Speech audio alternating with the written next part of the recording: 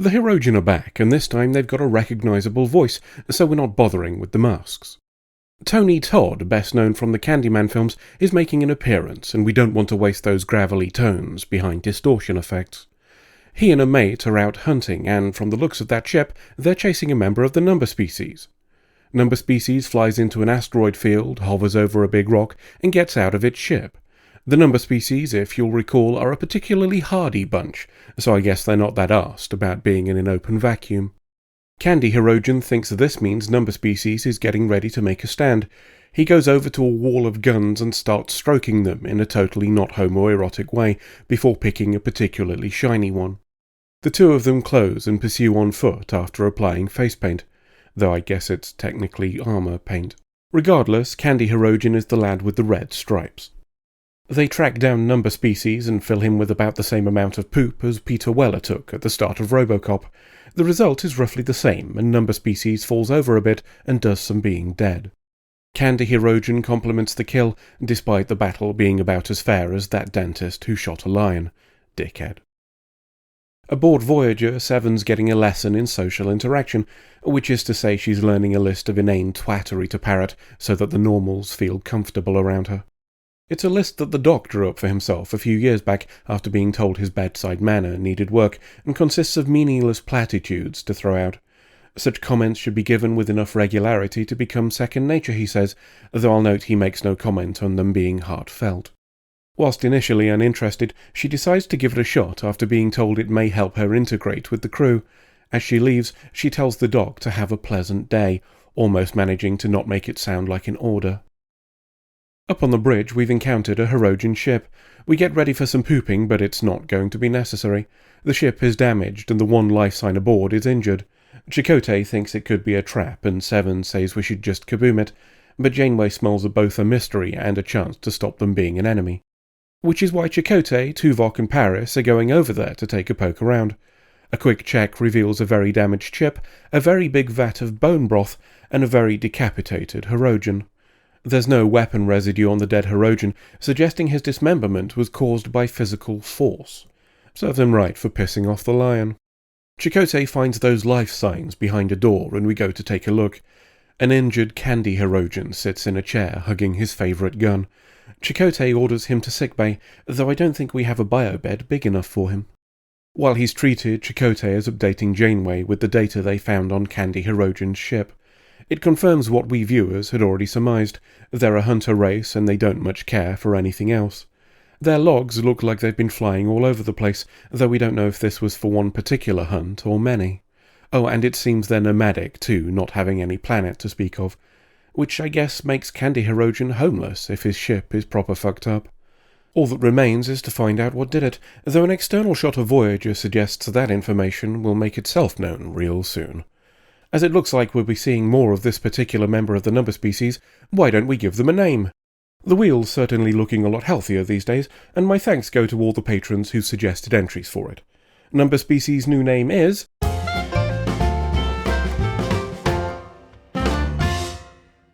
Shooty McShootyface, volunteered by Lieutenant British Cynic.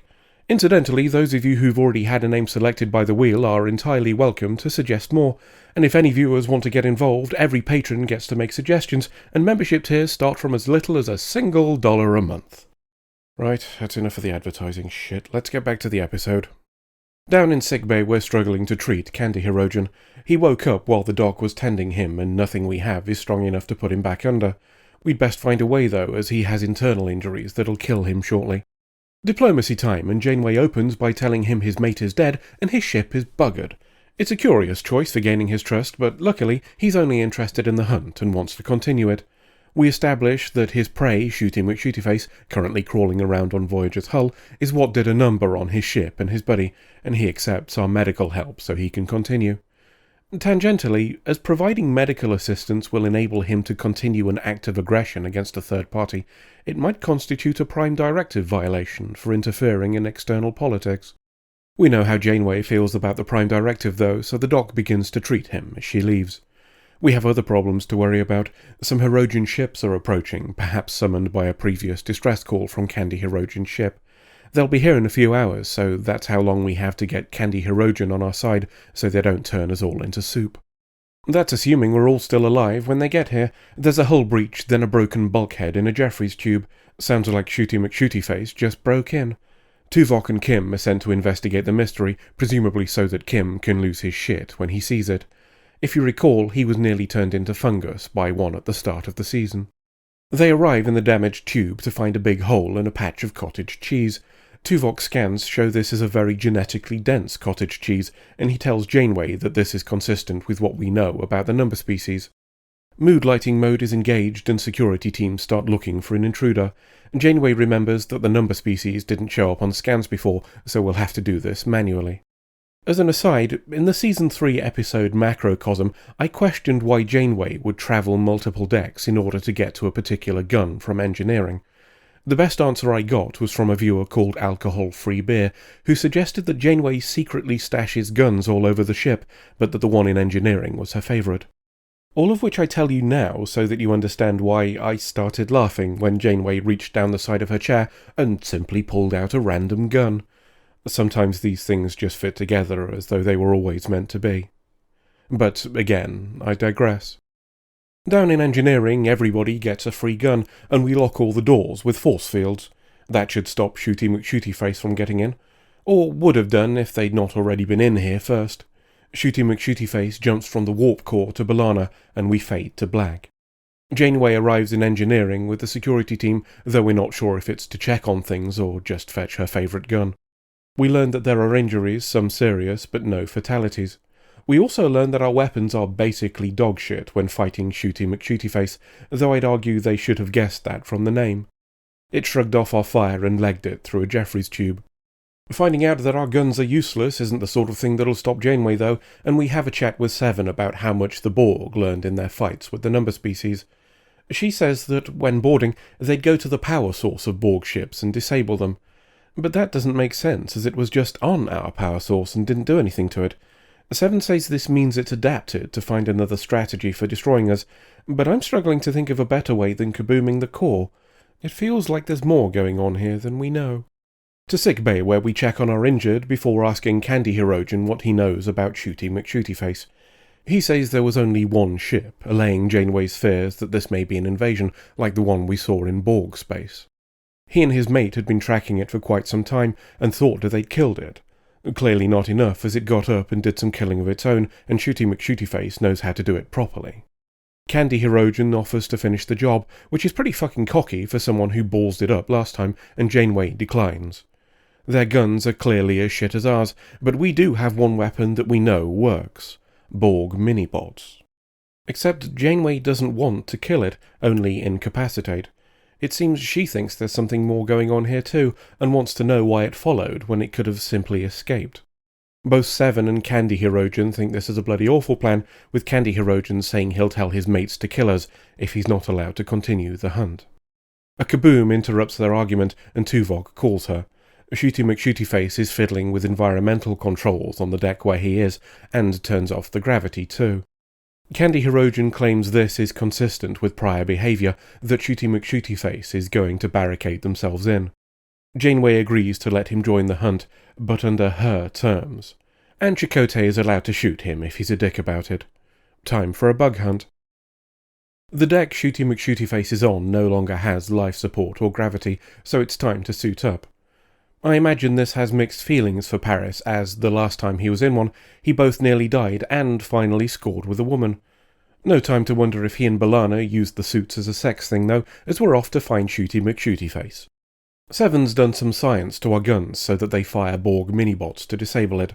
How that'll work out when Candy Hirogen has his own and presumably unchanged gun is another matter. Tuvok and Seven are exploring another section. Seven poops down a corridor, but it's just a tablet rather than a large three-legged alien, an easy mistake to make. Tuvok notes she's a bit jumpy, and with good reason. The number species are the only enemy that gave the Borg a proper kicking, so it's basically her version of the boogeyman. Team Chakotay have found some floating dribbles. Candy Hirogen says it's blurred, and that'd certainly explain why we find Shooty McShootyface curled up and defenceless. Candy Hirogen wants to finish it off, and doesn't take kindly to being told no. After knocking down Chakotay, he does all of Voyager a favour and shoots Paris. He's not done yet though, and poops some more at Shooty McShootyface until Tuvok arrives and returns the favour. Candy Hirogen falls to the floor with an audible thump, apparently having forgotten that there's no gravity, which is doubly odd when the same scene shows Paris still standing, despite being unconscious. Maybe Candy Hirogen's armour is made of a material that's attracted to carpet or something. We have 2 hostiles on board and several Hirogen ships incoming. Things are so desperate that Tuvok is doing the unthinkable, drafting Neelix for security duty. As he finishes ordering him to fetch a rifle and join a team, Tuvok experiences flashes of number species, similar to when they were in contact with Kez. Other than Ensign Conspicuous, Tuvok is the only telepath we see on Voyager now Kez is gone, so it looks like the psychic shenanigans role has fallen to him. The flashes stop and he leaves, dismissing the concerns of Neelix. Janeway arrives for an update. Candy Hirogen is in sick bay, and we turn this whole deck into a brig for Shooty McShootyface. I guess we managed to get life support and gravity back on then. The Doc is struggling to provide treatment as he can't perform scans and knows next to nothing about number species biology. What he does know is that it's awake but can't move, and it's sporting a metric fuck-ton of injuries, presumably caused by Candy Hirogen's extended hunt. Without more data, he's unsure how to proceed. We arrive at a computer terminal where we discover Paris is not only alive but perfectly fine. Looks like taking a couple of shots from Candy Hirogen's gun only caused him to have a little nap, which perhaps explains why it didn't manage to kill Shooty McShootyface either. Anyway, he says Shooty McShootyface used our deflector dish before it became immobile. Seven says it was trying to open a shiny sky thing so it can go home to the piss dimension where the rest of the number species live. Time for some questions, and we discover that Tuvok is already there. He's having a brain chat with it, and we learn that it was part of a force that came to combat the Borg. The others buggered off home, and it was left behind. It's been chased by Candy Hirogen ever since, and has had its fill of combat, only wanting to return home. Janeway says we'll try and open a shiny sky thing ourselves so we can take it back, and would appreciate any information it can provide to help treatment. That's not going to happen though, as Shooty McShootyface loses consciousness. We'll have to figure it out ourselves, and deal with Candy Hirogen and his mates too. Speaking of which, time to go and call him a dickhead.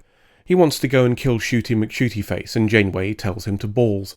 We've still got 3 hours before his mates arrive, and that's time enough to pop over to the piss dimension and back. Or maybe stay there for a couple of days while the Hirogen get bored and bugger off, if we've any sense. Candy Hirogen is obviously less than delighted by this, saying we're all going to die if he doesn't get what he wants. Janeway's bored now though, and just leaves. If we're going to get to the piss dimension, we need to open a shiny sky thing. I guess we must not have been paying attention when Seven did it before, as we need her help to do it again. She's not convinced it's a prudent course of action, causing Janeway to try and explain the value of compassion, regardless of who it's for. Unless it's a macrovirus, then she's willing to just shank the bastard. Janeway begins a speech about how, as a lieutenant, she was in a firefight with some cardigans and was ordered by a superior officer to rescue an injured one at the risk of their own lives. She thought it insane at the time, but came to realize it was the defining point of the event and a defining point of her life. She explains to Seven that this could be something similar for her. It's moving, it's heartfelt, it's completely ignored by Seven, who tells her to get fucked. Janeway says it would be wrong to sacrifice another sentient being to save our own lives, a sentiment Janeway seems able to turn on and off at will, depending on the circumstances. Seven is about as convinced as I am, though for different reasons. She's not willing to endanger herself or the ship for Shooty McShootyface, and flat out refuses in order to do so. Janeway confines her to the cargo bay while we try and science the shiny sky thing without her. Candy Hirogen's mates have turned up, and it's poopin' time. They give us a call, eventually, and demand Candy Hirogen and Shooty McShootyface.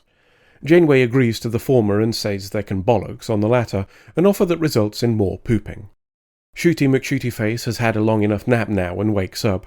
The Doc thinks it knows about the attack and has become a touch miffed. We can knock it out, but we'll need some Borg minibots, so Seven is released from the cargo bay to provide them. We might want to ask it if it has a plan before we knock it out, as B'Elanna tells us it's going to take a couple of hours to open the shiny sky thing, so that's no longer an option. Some kabooms result in a power loss, after which we're unable to contact sickbay. Candy Hirogen is on the loose, and he has one of our toys. It doesn't take him long to use it either, making his way to the deck where Shooty McShootyface is held and pooping on the 2 guards. Maybe we should consider putting some sort of voice print lock on the turbo lifts. Seven threatens to shoot him, but Candy Hirogen thinks she won't. He believes the death of Shooty McShootyface is what she wants, too. All of which becomes irrelevant. The force field holding back Shooty McShootyface fails, and it charges Candy Hirogen. While they have an angry cuddle, Seven starts fiddling with the console. She manages to teleport them both onto one of the attacking ships, all of whom scarper at speed, while we sit there with our collective thumbs up our asses. Later, Janeway visits Seven in the cargo bay she still calls home, because we haven't given her quarters yet, despite saying we're trying to help her integrate. She's obviously pissed about what happened, and has come to tell Seven that she's no longer permitted to access main ship systems. She still wants Seven in astrometrics, but anything beyond her usefulness to the rest of the crew is now forbidden. Seven sees this as punishment not so much for what she did, but for not being what they wanted her to be. Janeway has no answer for this, and simply leaves as we fly away. I believe you are punishing me because I do not think the way you do. It's the line Seven uses on Janeway, and it's a complicated sentiment. At the start of the show, Seven was given a list of meaningless platitudes to spout by the Doctor, all under the guise of acclimatizing to interaction with others. It all smelled too much like masking to me, and as a result of that viewpoint, I can't help but feel it's everybody else who's being unreasonable. For a society that's supposed to be past interpersonal conflict, they're certainly vocal about those who act differently. That's not acceptance, it's enforced conformity. But then we have the converse of this, a situation where certain viewpoints are so utterly at odds with the common morals of society that they cannot be permitted. The tolerance paradox is a good primer on this. Seven's actions here aren't simply a little bit rude, they're contrary to the fundamental values of the Federation, and as such, a risk to the progress we, as a species, had made since nearly blowing ourselves up.